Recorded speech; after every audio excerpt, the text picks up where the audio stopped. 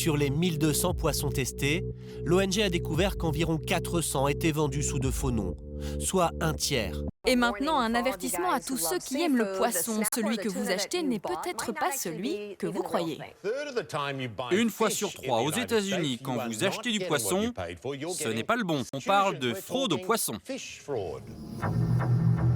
Depuis le mois de février, les États-Unis sont secoués par ce nouveau scandale alimentaire. Lorsqu'il achète du poisson, le consommateur américain se voit régulièrement floué, sans doute depuis des années. Une fraude massive qui concernerait des milliers de restaurants et de supermarchés.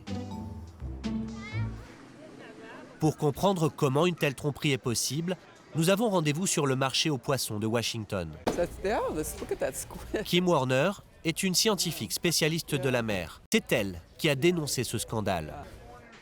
Kim travaille pour une ONG qui milite pour la protection des océans. La traçabilité des poissons, c'est l'un de ses chevaux de bataille. La scientifique a découvert qu'il était extrêmement facile de duper le consommateur en échangeant certaines espèces de poissons, notamment lorsque ceux-ci sont vendus sous forme de filets. Kim va nous démontrer comment certains poissons très recherchés sont régulièrement remplacés sur les étalages ou au restaurant par des espèces beaucoup moins haut de gamme. Ainsi, ce cabillaud pêché dans l'Atlantique est souvent remplacé par du panga, un poisson d'eau douce élevé en Asie de manière industrielle. Elle permet par exemple de faire passer du tilapia, un poisson d'eau douce assez banal, pour du vivano rouge, un poisson de l'Atlantique très prisé aux États-Unis. Comme nous, les Américains raffolent des restaurants japonais où l'on mange des sushis à base de petites portions de poissons crus. Pour cela, l'ONG a commencé par collecter des centaines d'échantillons de poissons dans des supermarchés et des restaurants à travers tous les États-Unis.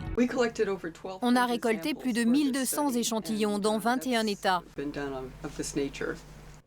Kim et ses collègues ont ensuite soumis ces échantillons à des analyses d'ADN. Le résultat a dépassé tout ce qu'ils s'étaient imaginé. Voilà quelques-uns des résultats de nos tests ADN.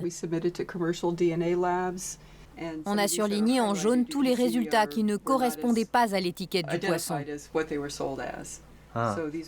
Il a l'air d'y avoir beaucoup de résultats en jaune. Sur les 1200 poissons testés, l'ONG a découvert qu'environ 400 étaient vendus sous de faux noms, soit un tiers.